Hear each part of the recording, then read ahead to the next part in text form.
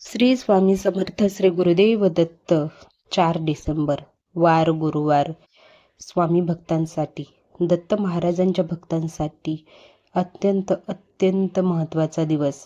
या दिवशी खूप ठिकाणी खूप जास्त सेवा घडल्या जातात. भले तुमच्याकडून श्री गुरुचरित्र पारायण नसेल घडलं, भले तुम्ही श्री स्वामी समर्थ यांचे श्री स्वामी चरित्र सारामृतांचं 21 दिवसीय पारायण करू शकला नसाल, म्हणजे तुमच्याकडून कोणती सेवा घडली नसेल, तरी 4 डिसेंबर या दिवशी तुम्हाला श्री स्वामी चरित्र सारामृताचं 1 दिवसीय पारायण तरी नक्की करायचं आहे. 21 अध्याय आहेत.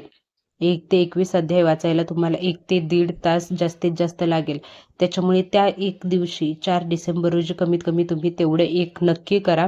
आणि त्यासोबतच दत्त महाराजांचा मंत्र दिगंबरा दिगंबरा श्रीपाद वल्लभ दिगंबरा, दिगंबरा दिगंबरा श्रीपाद वल्लभ दिगंबरा हा मंत्र, किंवा मग तुम्ही ओम दत्तात्रेयाय नमः, ओम दत्तात्रेयाय नमः हा मंत्र म्हणा.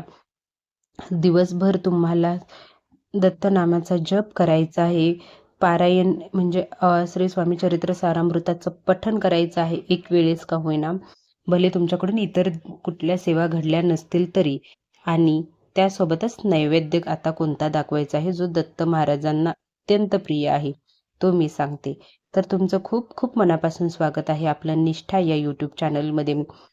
नैवेद्य कोणता बनवायचा, कधी दाखवायचा, कसा दाखवायचा, सर्व तुम्हाला मी सांगणार आहे.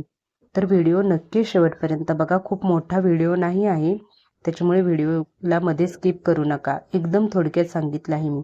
आता बघा, तुम्ही नैवेद्य सकाळी दाखवू शकता किंवा संध्याकाळी. सकाळी तुम्ही देवपूजा केली त्यानंतर नैवेद्य दाखवला तरी चालेल, नाहीतर मग संध्याकाळचं दिवा धूप झालं तुमचं, त्यानंतर नैवेद्य दाखवला तरी चालेल. जरी तुमच्याकडे दत्त महाराजांची मूर्ती फोटो नसेल, तरी तुम्ही स्वामी महाराजांच्या मूर्तीला फोटोला नैवेद्य दाखवू शकता.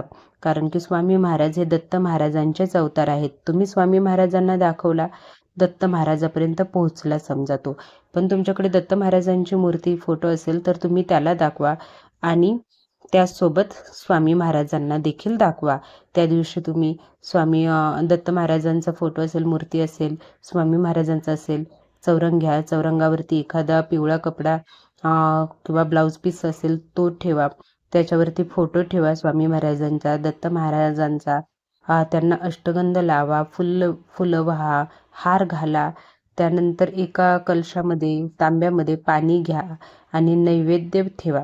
आता नैवेद्य कोणता, तर नैवेद्य तुम्ही कोणताही यापैकी एक बनवू शकता. दत्त महाराजांना तांदळाची खीर अत्यंत प्रिय होती, त्याच्यामुळे तुम्ही त्या दिवशी तांदळाच्या खिरीचा नैवेद्य दाखवू शकता. त्याचबरोबर तुम्हाला शक्य होत असेल तर पुरणपोळीचा नैवेद्य दाखवा, नाहीतर मग गव्हाच्या पिठापासून बनलेला शिरा, तो देखील दत्त महाराजांना आवडत होता, तुम्ही तो देखील दाखवू शकता. आणि त्याचसोबत दूध भात, तुम्हाला कोणतंही शक्य होईल ना ते तुम्ही दाखवा. किंवा मग तुम्हाला सगळं शक्य होत असेल तर सगळं दाखवलं तरी अतिउत्तम आहे, पण यापैकी एक नक्की दाखवायचं आहे. आणि त्यासोबत तुम्हाला स्वामी महाराजांचं आणि दत्त महाराजांचं दिवसभर नामस्मरण करायचं आहे. कोणाबद्दल निंदा करायची नाही, कोणाबद्दल वाईट बोलायचं नाही. मनापासून भक्तिभावाने आणि श्रद्धेने 4 डिसेंबर रोजी तुम्हाला जमेल ती सेवा करायची आहे.